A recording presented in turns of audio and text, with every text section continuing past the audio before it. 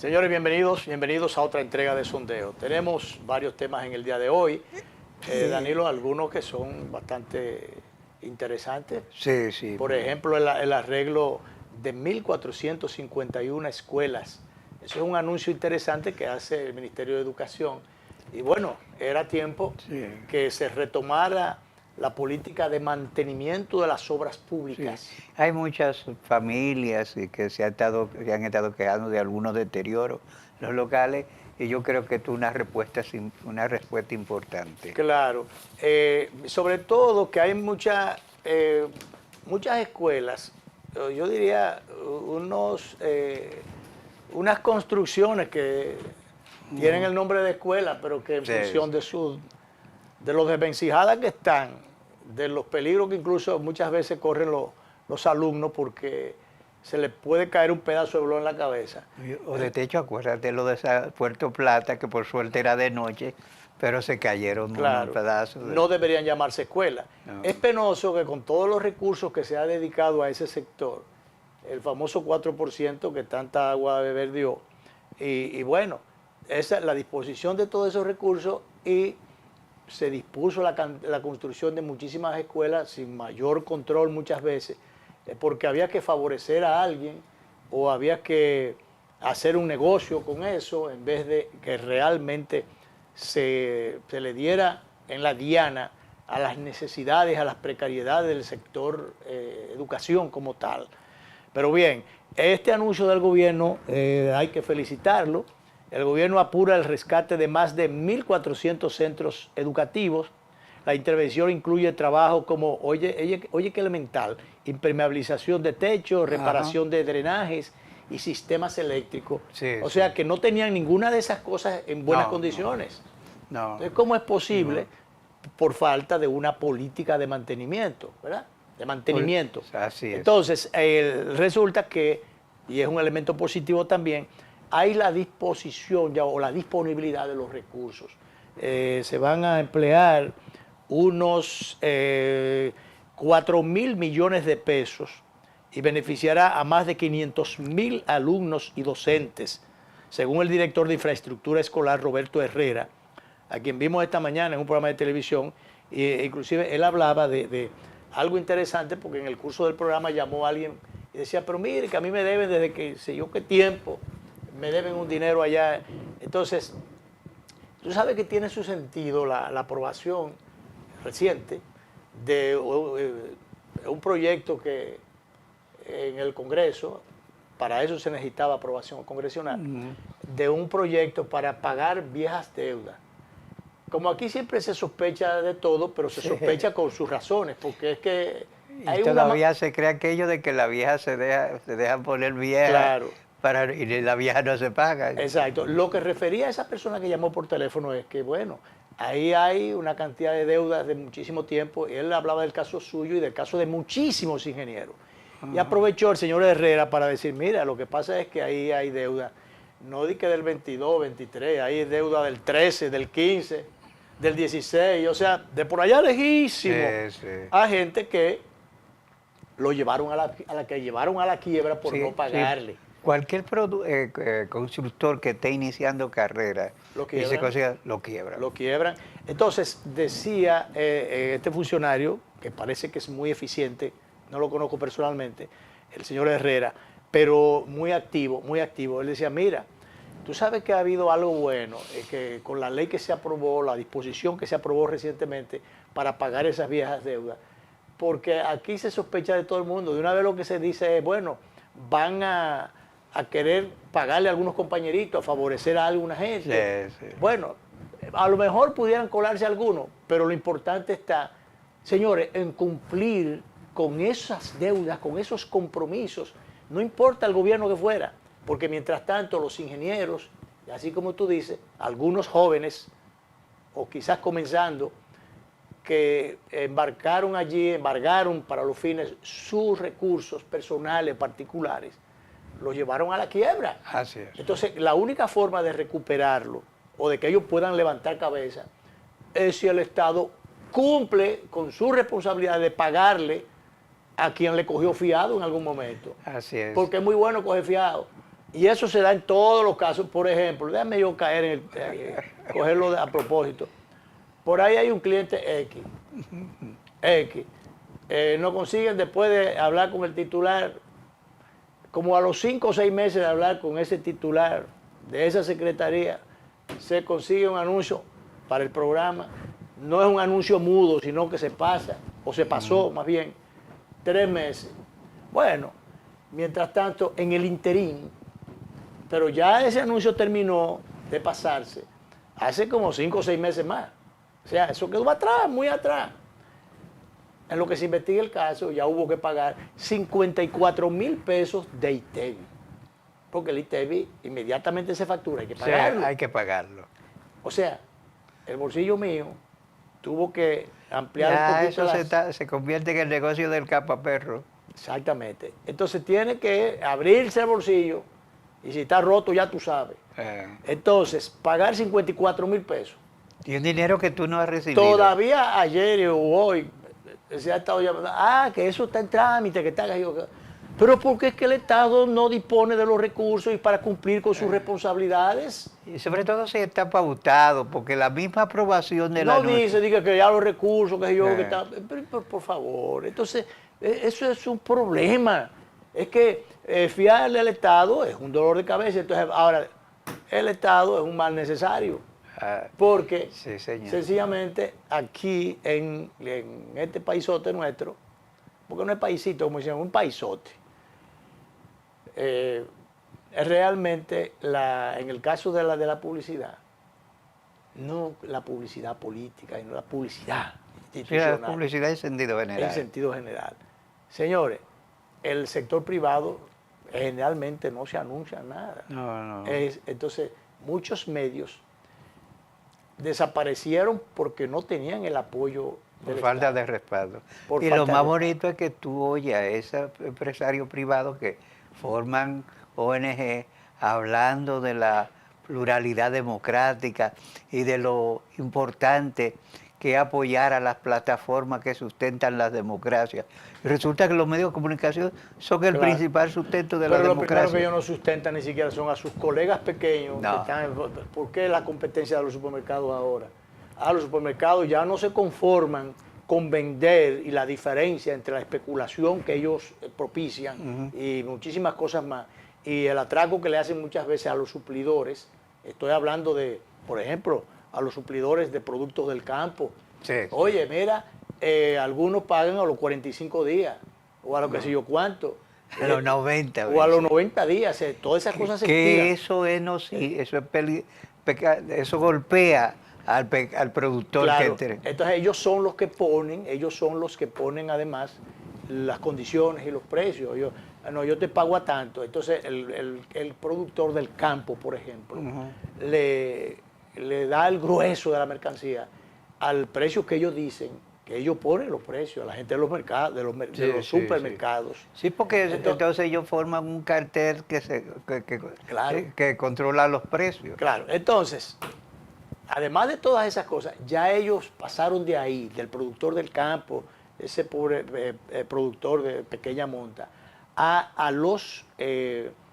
a las empresas, a las industrias, que ahora con el asunto de las famosas marcas blancas, líneas blancas, sí. O que entonces hay que ponerle el nombre del supermercado. Por ejemplo, porque vamos a citar dos, porque ya los otros ellos se han tragado los otros chiquitos, ya no hay tantos supermercados. No. Ya lo que existen es Bravo y supermercado, son tres, cuatro marcas. Y supermercado nacional. El otro es Jumbo, que también corresponde, es del mismo supermercado nacional, de la misma familia.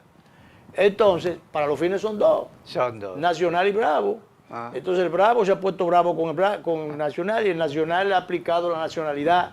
Y entonces, bueno, hay una competencia. El Bravo tiene Bravo y los productos Bravo y el supermercado nacional tiene Líder. Bueno, pues entonces tú ves los tramos llenos de Líder y de Bravo. Líder y Bravo. Entonces Pero lo más bonito, Luis, es que ellos dejan que el empresario le fabrique esa línea blanca hasta que se consolidan. Entonces cuando se consolidan la quieren hacer ellos. Bueno, lo que pasa es que yo no sé cuál es el tipo de beneficio directo, pero lo cierto es que ellos le fabrican para ellos y le ponen su marca, entonces, y ellos ponen los precios. Eso fue lo que pasó el pleito entre la panificadora de Santiago y el Bravo. La panificadora esta, que hace un pan muy bueno, le fabricaba una línea blanca al Bravo, pero la panificadora se fue dando cuenta que el Bravo estaba organizando ya su propia planificadora. Pero claro. Y le estaba poniendo el precio que ellos querían y lo iban a sacar del mercado. Porque esa es la idea al final, sacarlo del mercado. Entonces yo no sé por qué yo no voy a decir que la competencia es tan grande, sino porque la angurria, esa gana de esa glotonería es tan grande, porque gánense lo que le corresponda, pero no se ganen tanto que sea a costa sencillamente de quebrar a todos esos industriales. Y tú mencionaste el Estado. Resulta que hay una ley antimonopolio, claro, pero ahí se está conformando el monopolio completo. ¿Tú te acuerdas cuando existía Codetel, la famosa Codetel, que sí, nuestros amigos que estaban allá, ya la mayoría murieron, de ejecutivos de allá dominicanos que defendieron eso hasta lo último? Al final se rompió el monopolio que había. Sí, sí. Que te ponían el teléfono cuando ellos le daban la gana. Exactamente, y los precios que le daba la gana. Sí. Bueno, señores, se democratizó el asunto, vino una ley ya democratizada, rompiendo el monopolio, y entonces se establecieron todas esas otras marcas que ustedes ven ahí. Y entonces, al democratizarse, ya la competencia obliga a que haya un mejor servicio y en mejores condiciones económicas. Entonces, ese es el asunto. El Estado no puede permitir esos monopolios. No puede. Ahora, ¿quién le entra el diente a esa gente? Pues esos son de las familias poderosas de aquí, que participan en las campañas, upando gobierno, haciéndole dañar la imagen al que está de turno, porque sí, eso es recurrente. Te apoya al que viene. Y esa familia decidió salir de ti, ya. Exacto. Te cayeron los palitos. Ese es el problema. En definitiva, el asunto se queda entre 3 o 4 familias. Cuidado si no llega a 4. Entonces, ahí te señalamos una deficiencia del Estado y retomo lo que tú decías ahorita.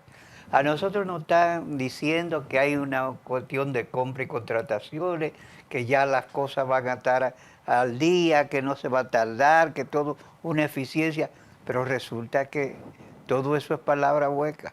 Sí, pero tú dices la ineficiencia del Estado. El Estado no tiene capacidad de hacer nada porque el Estado está permeado, está metido hasta el tuétano por esos maniatados. Mira, así como un andullo que lo envuelven. ¿Tú me entiendes? En el Cibao decimos más soga que un andullo. Más soga que un andullo. El que no conoce eso, sencillamente, el tabaco lo meten en una... Para presionarlo. Para apretarlo, lo meten en una especie de esto, ¿cómo se llama? Son largos. Sí, pero eso es un material como de palma. Sí. Lo meten allí. Cana. De yagua. De yagua. Sí. Pero la yagua viene de la palma. Sí. Entonces, no de la cana, sino de la palma. De la palma. Estamos hablando de asuntos rurales, ¿no? Sí. No se le olvida la ruralidad. Sí, mira, entonces eso lo mete.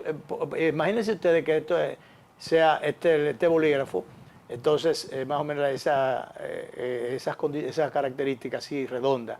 Entonces, ¿qué pasa? Pero un poco más ancho. Entonces, para que se apriete el tabaco, eso lo van envolviendo con sogas. Con soga, envolviéndolo de allá hasta aquí. Por eso dice más. A mí siempre me ha impresionado más enredado que un andullo. Sí. La pantalla. Bueno, míralo. El director me está diciendo, mira, entonces, eso es lo que es. Adentro está el tabaco. Está más amarrado que un andullo. Y lo van apretando. Claro. De la forma. Entonces el Estado está así. El Estado, los sectores económicos, los grupos económicos lo tienen así. Por eso, al estar así el Estado, propiciado muchas veces por el Estado, por estar con su blandeguería, porque entonces el sus Estado, componentes. Los componentes, la plataforma para la estructura de ese mismo Estado está manejada por los partidos políticos. Y los grupos de interés. Los partidos políticos entonces son permeados también por los grupos por los intereses económicos financieros.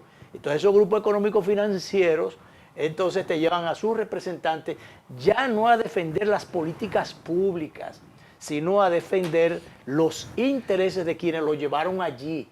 y no solamente quienes lo llevaron allí, porque antes esos intereses económicos, no todos sabemos, nosotros lo sabemos y otros más por ahí, que antes ellos auspiciaban a los presidentes, a los senadores, a los diputados, a los representantes.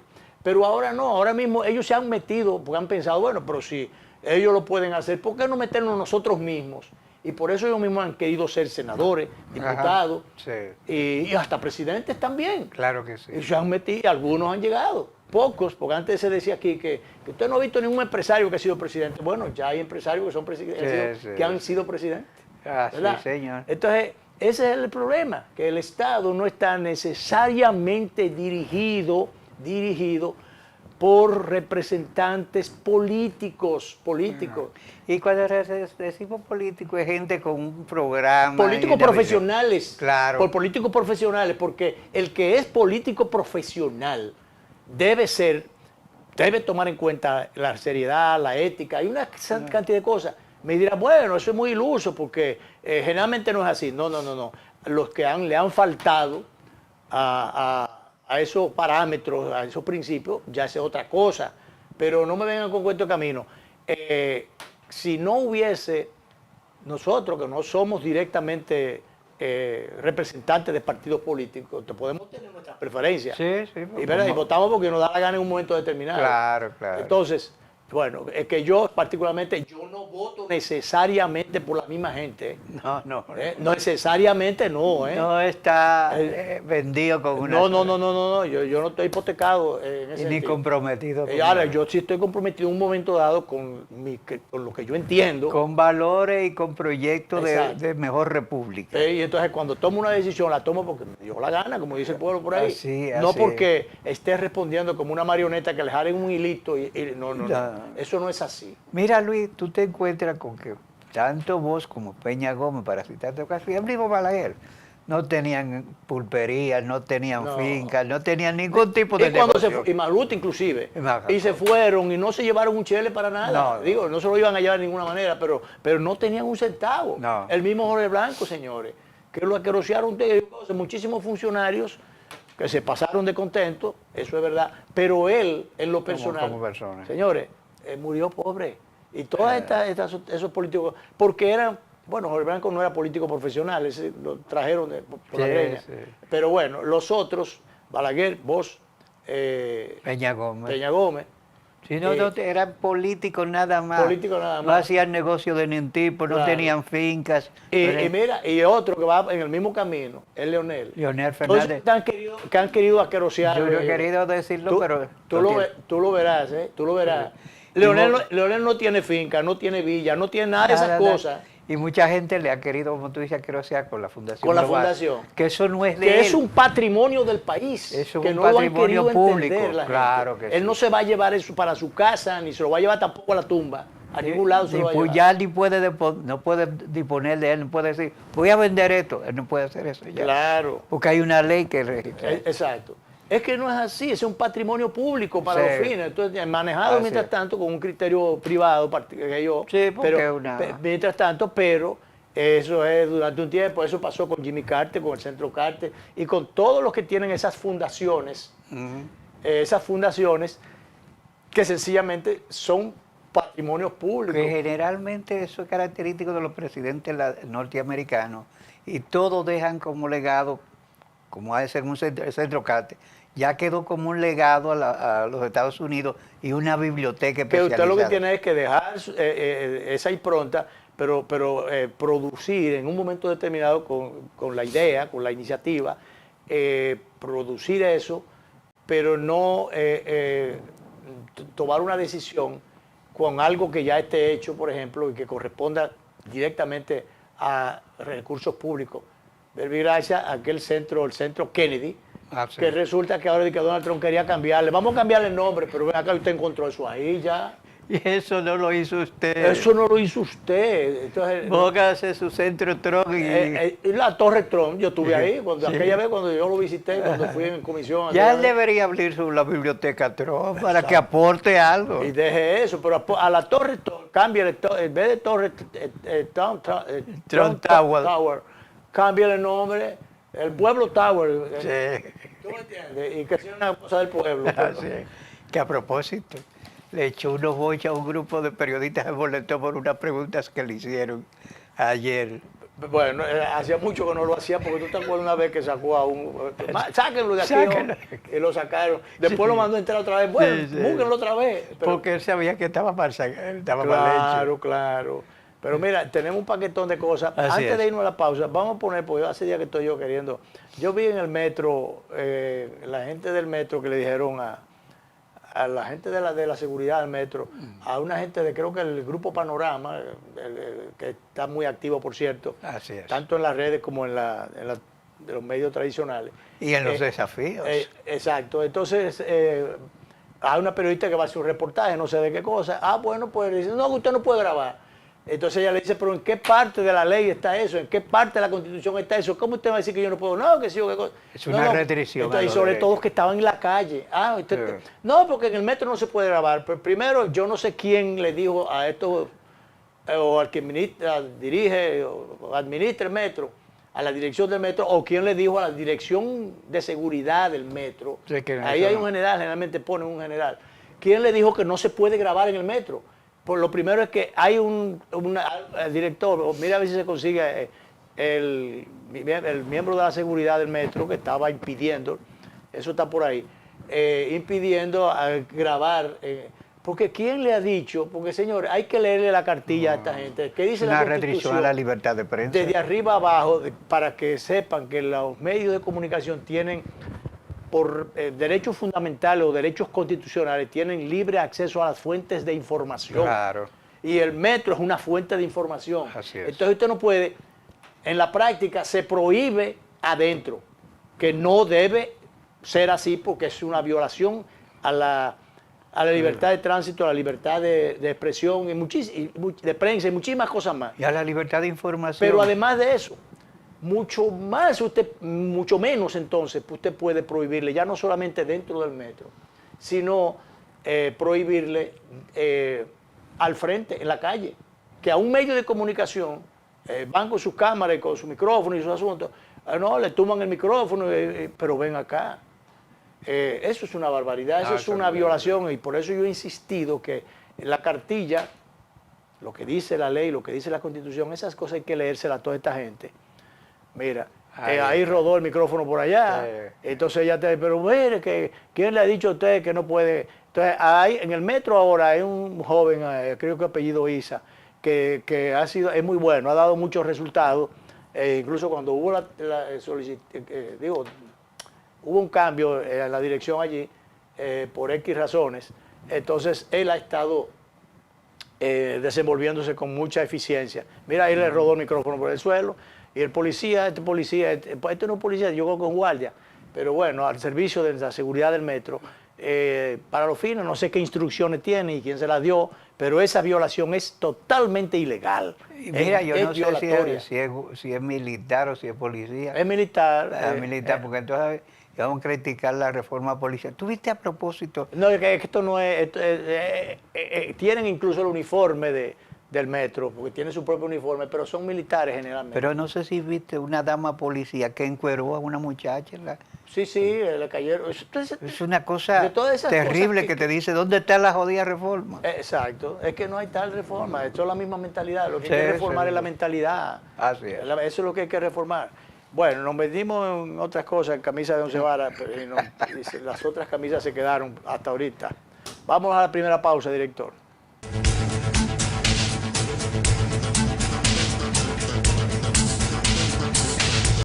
Detrás de cada logro hay esfuerzos que nadie ve, porque las grandes historias comienzan en silencio.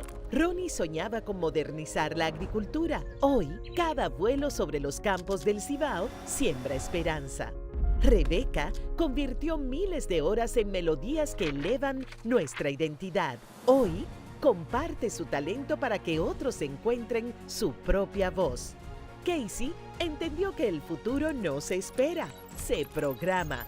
Hoy, crea soluciones tecnológicas y abre caminos para nuevos talentos. Desde hace 62 años hemos estado junto a quienes no se detienen porque saben que cada esfuerzo cuenta. Banco Popular, 62 años, a tu lado siempre. Esto es mío, esto es mío.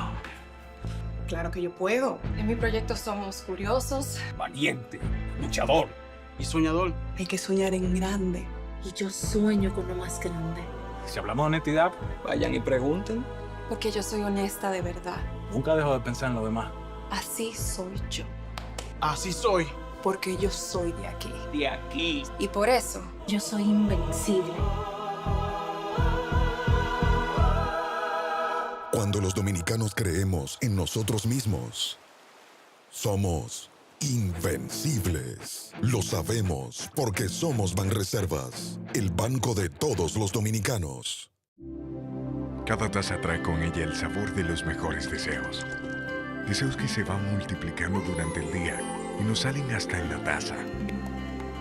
Esa taza que nos transmite con su aroma y sabor la buena onda que nos mueve siempre con una sonrisa y que llevamos con nosotros en todo momento.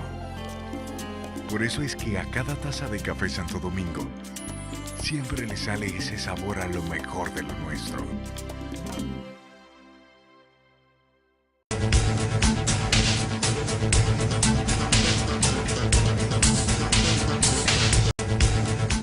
Bien, Danilo, tenemos otras cosas allí entre lo que tenemos para el día de hoy. Mira, el tema de la seguridad social, yo tengo mi propia opinión sobre la indiferencia que se observa aquí en el Congreso, que no es raro, que no es nuevo, pero sigue siendo la misma situación de no provocar las modificaciones a la ley para obligar a que la seguridad sea segura y sea social. Claro que sí. Y que llegue realmente a los necesitados y que los centros médicos no hagan lo que les dé la gana con los pacientes, que los médicos hagan lo que les dé la gana con las indicaciones que les llegan y que entonces ellos muchas veces con sus razones, porque los benditos seguros no quieren pagarle las tarifas que ellos cobran por su servicio. Mira, tú sabes que la última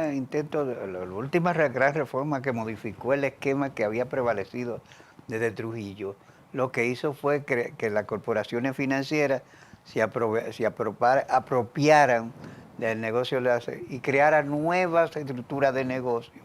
Pero claro, el resto del servicio no ha sido mejor. Y esos son estructuras de negocio.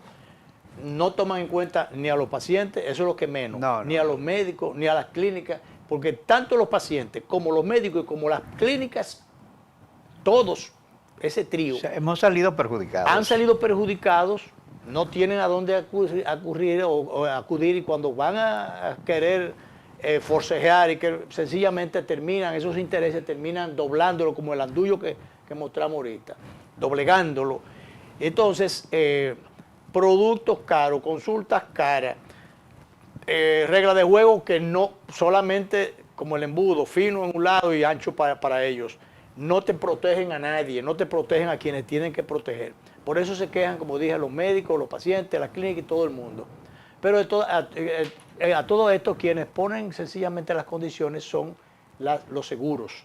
Esos seguros te pueden decir mañana o te lo dicen todos los días, no tiene cobertura, no tiene, qué sé yo, su servicio no le cubre y en definitiva mañana, ya se agotó su cobertura y cosas por el estilo, pero el asunto es no dar el servicio. A todo esto, cuando te dan el servicio, tú descubres que el medicamento X, si acaso el paciente puede comprarlo la primera vez, pero ya a la segunda se encuentra con que el servicio, la cobertura se agotó, la cuota tuya se agotó. ¿Por qué? Porque los medicamentos son muy caros, y el asegurado no está asegurado nada, está desprotegido. Entonces, esto viene a colación porque yo vi esta mañana un video que montó en las redes el economista Franklin Díaz.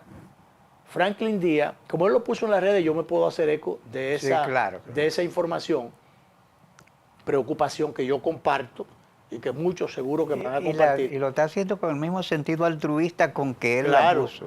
Él, por una cuestión de oportunidades de trabajo, se fue para España, se ubicó allá. Él es economista, él tenía un programa con los sábados con Aristi Escudero de comentarios económicos, pero consiguió esa oportunidad de trabajo y se fue. Es una persona joven todavía. Sí. Hijo de Franklin Díaz, su mismo nombre, el nombre de él, el de su padre, que es hermano de Juan Bolívar Díaz, actual embajador. Y resulta que se fue para España. Ubicado allá, él tiene que seguirse medicando de hipertensión arterial. ¿Qué resulta? ¿Y a qué viene el comentario? Que el medicamento por el que le cobraban aquí 4,000 y pico, casi 5,000 pesos. Cada vez que necesitaba, compraba 5,000 pesos. 20 tabletas, casi 5,000 pesos. Se va para España. Resulta que el mismo producto, él lo mencionó, yo pasó y no lo pude anotar, pero bueno, el mismo producto que él está tomando, lo compra en España, 50 y tantos... El equivalente a 50 y tantos centavos, ni siquiera pesos, Danilo. Centavos dominicanos. Entonces él alarmado dice, pero ¿y en qué países que nosotros vivimos? O sea, ¿cuál es la capacidad, las agallas que tienen esos laboratorios que producen esas medicinas? No para curar a la gente, sino para matarla por el bolsillo. Así es. Asesinarlas por el bolsillo. Y eso es lo que conduce, Luis, a que a 2 meses de iniciado un año ya se te haya agotado una cobertura cuando tú supones que son 12 meses que va a necesitar un medicamento. Claro. Eso es una cosa terrible. Claro. Yo, por cuestiones familiares, heredé el seguro. El seguro que me correspondía a mí no tenía la cobertura que valiera la pena. Entonces yo heredé de mi esposa, que tiene una mejor cobertura, de una institución descentralizada. Y como tú no eres machista, que no, entonces, bueno, asumo o heredo el de ella. Bueno, pero resulta que en un momento determinado en eso viene el cruce. Entonces ellos vieron, la gente que maneja la cuestión de la seguridad, los seguros y las cosas, vieron, pero espérate, entonces le echaron mano al seguro que yo, en el cruce de los seguros, de los nombres más bien, de institución a institución. Entonces vinieron y me dejaron el seguro de la institución de menor cobertura. Sí, porque lo importante es dar menos cobertura. Para dar menos cobertura. No es darle más cobertura. Oye, y la lucha que me dio a mí, yo primero renunciar a aquel y decir, no, yo el que tengo que mantener es este. Sí. O sea, para que esta institución, para que me dejaran institución, eso fue mucha la brega, los andenes que hubo que manejar. Tú no te imaginas, Danilo. Tuviste que bregar día duro. Bueno, esa institución, antes de que viniera la fuñía, porque no cabe otra expresión, seguridad social, que ni es segura ni es social, esa institución, de manera autonómica, venía y autónoma, manejaba el asunto y tenía una cobertura, creo que era como de un 80% que le daba al... cuando entonces después viene y el... perdón. Era abierta en términos de medicamentos.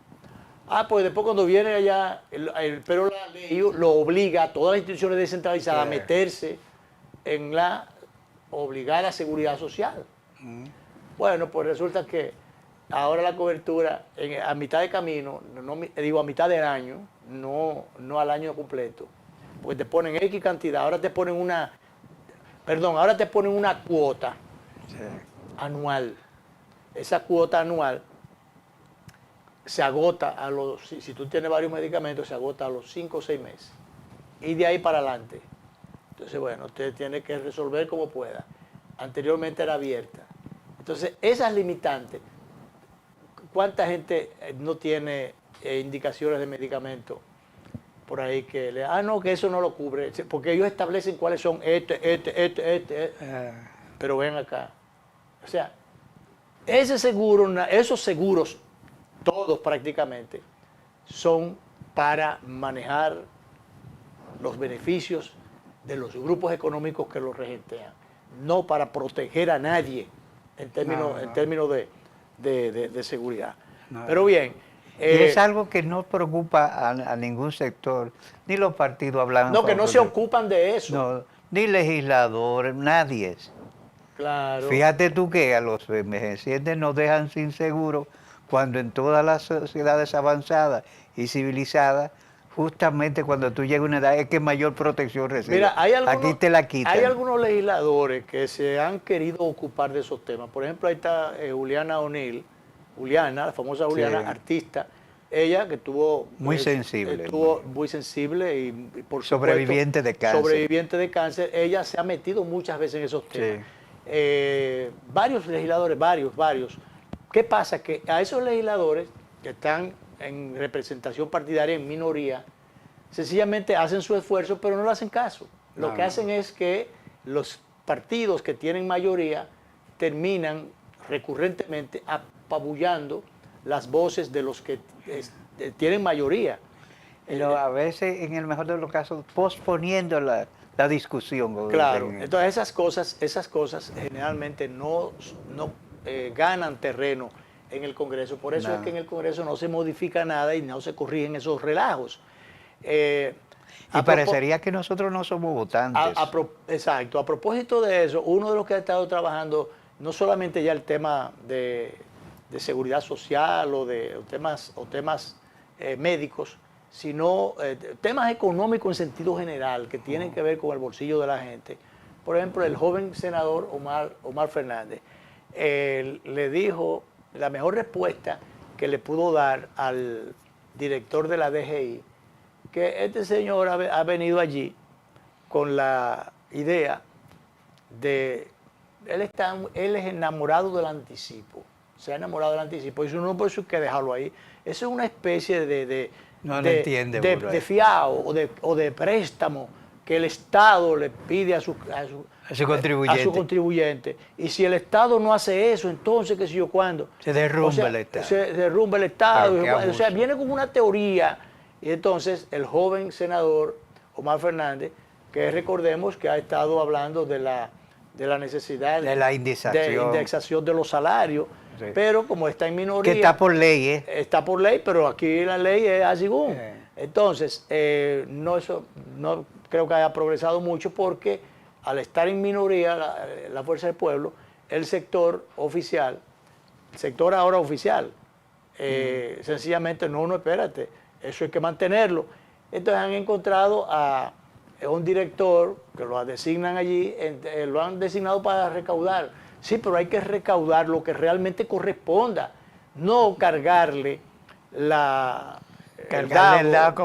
dado a los contribuyentes al punto de que usted todo los contribuyentes de clase media. Que usted lo lleve a asfixiarlo y el famoso anticipo. A él le gusta el anticipo. Pero qué bien. Mire a ver, director, si podemos poner ya directo a la palabra de Omar, la respuesta que le da a Omar, porque en pocas palabras lo que dijo este señor es que que él está de acuerdo con este anticipo, sí, que eso es una especie de fiado y que eso hay que mantenerlo, que él está de acuerdo con que se mantenga. Debería ser desautorizado por el gobierno, por el presidente, claro. En el gobierno central en este caso. Pero vamos a ver la respuesta que le da. La mejor respuesta en ese sentido es el representante del distrito, de todos los del distrito. Entonces nos representa a nosotros porque... Sí, y ahí yo lo digo, yo voté por ese senador. Pues yo también, 20 veces que hubiera sido necesario. Claro que sí. De manera que allí me dio la satisfacción de que mi voto no se equivocó. No, hemos perdido el voto ahí. Con todo el respeto, pero creo que usted está lejos de la realidad del emprendedor y el trabajador dominicano. Obligar al dominicano a pagar impuestos por un dinero que aún no ha visto pasar por sus manos es una actitud inmoral desde el Estado y un castigo a quienes trabajan día a día de forma honesta y sacrificada. Para que se entienda mejor, a ti que comenzaste con tu negocio y después de años en la informalidad decidiste organizarte, es a ti que el director de Impuestos Internos te dice hoy que el financiamiento del Estado está primero que tu futuro y el de tu pequeño emprendimiento. Y ahora podríamos preguntarnos, ¿y qué pasa si tú no ganas este mes? ¿Y si las ventas bajaron? ¿Y si la guerra de Ucrania o el conflicto de Irán sube el costo de todo lo que tú vendes? Al gobierno eso le importa poco. Para ellos el anticipo lo tienes que pagar, llueva, trueno, vente. Y dice el señor director que así es como debe ser. Y a mí no me parece. Para mí, eso es indolencia. El presidente nos pidió comprensión, nos pidió sacrificio, nos dijo que la situación global es difícil y que hay que apretarse el cinturón. Pero al momento de la verdad uno se pregunta, ¿quién es que realmente se termina apretando el cinturón? Anteriormente les he dicho, no es el Estado quien debe decidir cómo gastar prácticamente todo el dinero que produces con tu esfuerzo, tu sudor y tu trabajo. Y eso no lo digo solo yo, lo dice el sentido común. E incluso la propia Biblia cuando expresa que el obrero es digno de su salario. Es el dominicano quien debe decidir qué hace con lo que produce. Este gobierno dice que sin el anticipo el presupuesto sufre. ¿Y la gente? ¿No tiene derecho a dejar de sufrir también? Esa es la verdad que muchos evitan decir en voz alta. El Estado dominicano está tan mal administrado.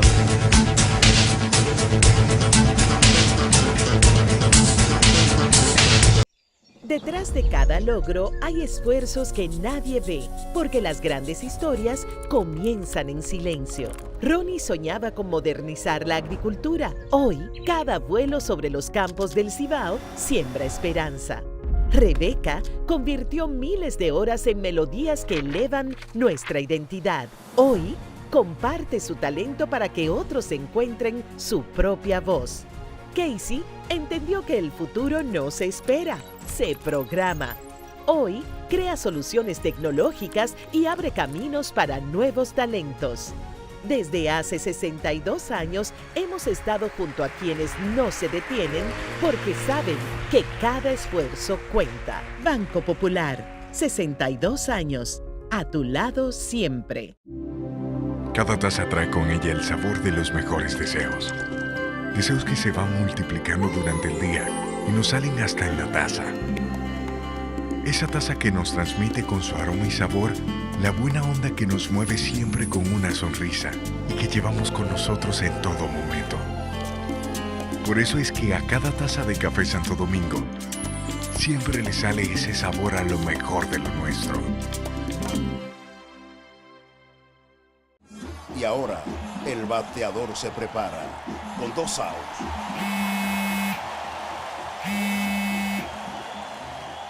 Hola. Hola, me habla el señor González. Ajá.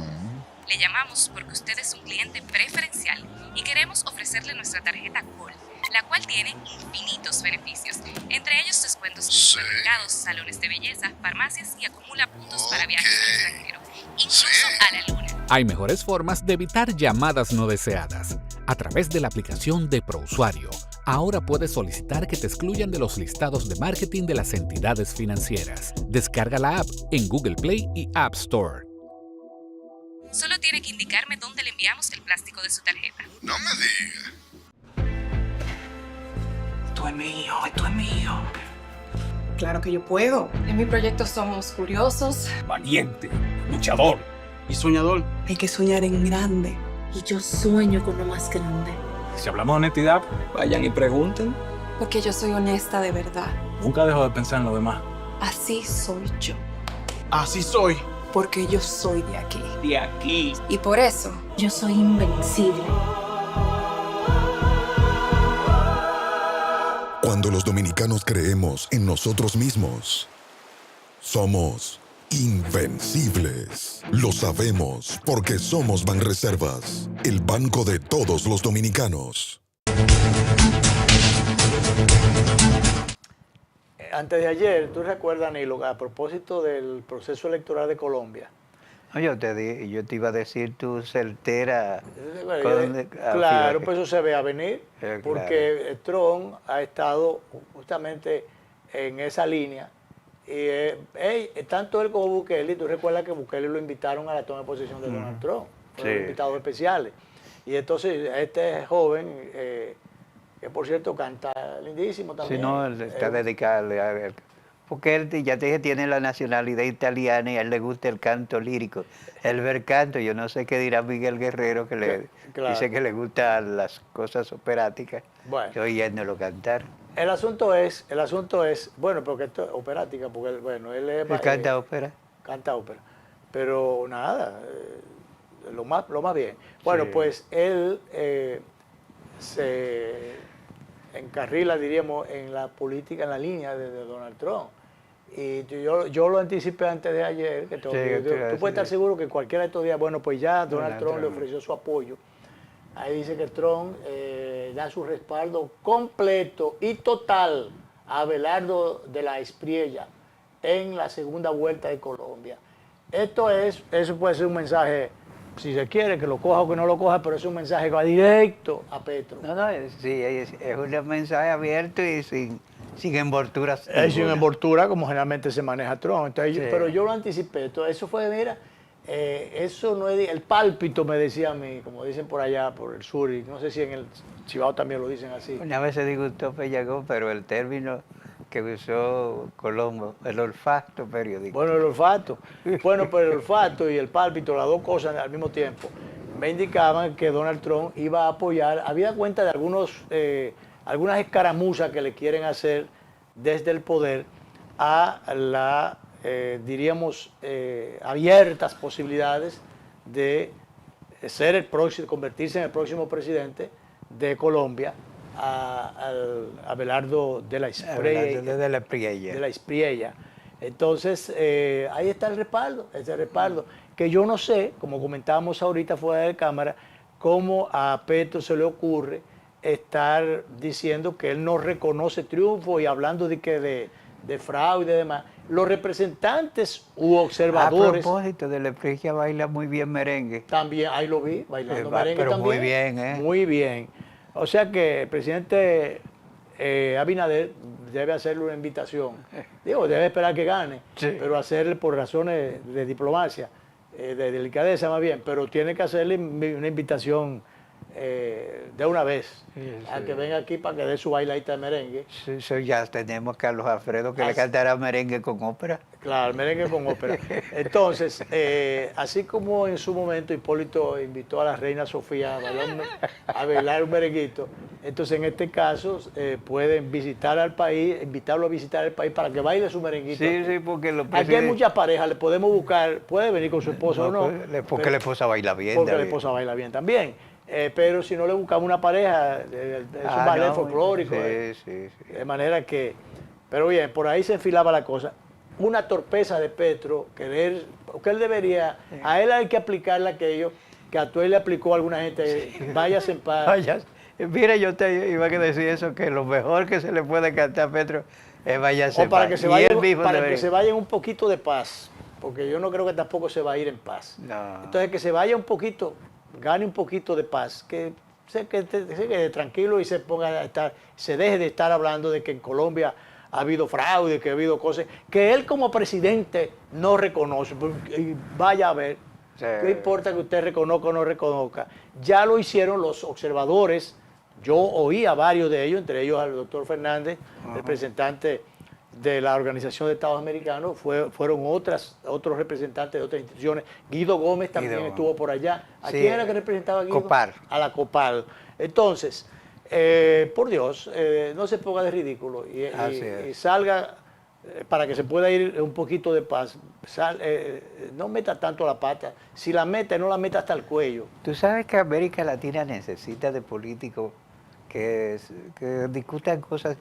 ¿Tú no viste el debate entre Keiko Fujimori y Alberto Sánchez? No me lo Se dijeron de todo, como gente que está en un arrabal peleándose pero de todo. La política debe ser llevada, hay que elevarla con mayor altura, no se puede degradar a esos niveles. Y allá Petro ha hecho muchísimas cosas, en Colombia ha hecho, entonces sí, en Perú se ha recurrido a estos bajos términos y demás. Eso es una barbaridad. Mira, tú sabes que a propósito de los casos estos de corrupción y el desenlace, dos cosas. Se ha estado criticando el esfuerzo que hizo el Ministerio Público. Yo creo que el Ministerio Público hizo sus cosas, hizo su esfuerzo. Lo único es que al meter a tanta gente en un paquete tan grande, prácticamente lo hizo inmanejable y dio lugar a que algunas cosas, algunos cabos, a lo mejor los cabos no eran tan grandes, pero cabitos más pequeños, pero quedaron sueltos. Chiquitos y grandes. Al quedar esos cabitos sueltos, esas cosas, entonces hubo determinadas incoherencias que obligaron finalmente a que la jueza, en este caso, del expediente principal, pero hay otros expedientes por ahí que también adolece de las mismas situaciones. Sí. Entonces, gente que se metió en asuntos transacciones, operaciones de tipo comerciales, que algunas de ellas eran legítimas, se correspondían, pero entonces las metieron en un paquete que no correspondía. Entonces esas cosas hacen o invalidan para los fines o ilegitiman el proceso. Y descalifican. Y hacen que el expediente no sea todo lo consistente para que el juez pueda finalmente dictar la sentencia. Además de que recordemos que por razones políticas, coyunturales, por muchísimas cosas, aquí de un tiempo a esta parte se ha estado queriendo buscar culpables o cantar sentencias en los medios de comunicación, condenas mediáticas por anticipado, sacrificando honra y muchísimas otras cosas más, echando a un lado el principio constitucional de presunción de inocencia. Cierto que a ojos vistas o a gran, diríamos, ¿cómo que dice la expresión esta otra? A simple vista hay cosas, bultos que son tan grandes que... A ojos de buen cubero. A ojos de buen cubero. La gente tiene la sospecha de que, bueno, mira, por ahí se hizo de todo. Hubo indelicadezas que fueron tan grandes que, bueno, inducía a que la gente se viera culpable antes de que un juez cantara sentencia. Así es. Entonces, hubo de todo. Claro que el asunto de la corrupción es muy difícil probarla, porque el que tiene sus hechas o sus sospechas tiene sus hechas, entonces trata también de ir borrando evidencias en el camino, sobre todo cuando está en el poder, revestido de mucho poder. Hace cualquier cosa para limpiar el camino, por si acaso a la retirada, no chocarse entonces con algunos troncos. Y eso no es fácil, estando alguien que tenga mucho poder, que se le pueda impedir o poner troncos en el camino hasta no después de dejado el poder. O sea, antes de. Es muy difícil porque los controles no funcionan. Y no funcionan porque ese poder termina avasallando los controles institucionales, los controles administrativos, terminan avasallándolo todo. Entonces, ese es el problema. Bueno, entonces, el Ministerio Público, penosamente, ha quedado un poco desvencijado. Eso inclusive quita fuerza aquello de la independencia del Ministerio Público. Le da cumplimiento a alguien que dijo, no, eso es persecución política. A todo el que le caigan atrás en un cambio de gobierno siempre va a alegar persecución política, por más que se quiera demostrar o insinuar lo contrario, porque que sencillamente a todo el que en una decisión va a tener gente a favor y gente en contra. Sí. Bueno, un momentito, director, porque quiero poner entonces, porque hay dos cositas para completar esa idea. Jenny Berenice, a propósito de eso, dijo que en la modificación del código, ahora el que agarren borracho por ahí, conduciendo en función del código, puede tener una pena hasta de 20 años. Hasta de 20 años. Pero entonces, quería ligar, pero ahora el tiempo es un problema. Porque tíreme lo de Alejandro Cruz, a ver si nos da tiempo. Eso es breve, la partecita donde él anticipó lo que iba a pasar con el juicio con Gonzalo, que iban a sacar a Gonzalo y a José Ramón Peralta. Y que exactamente lo que ocurrió antes de que ocurriera. Vamos a ver. Dar un nuevo lugar.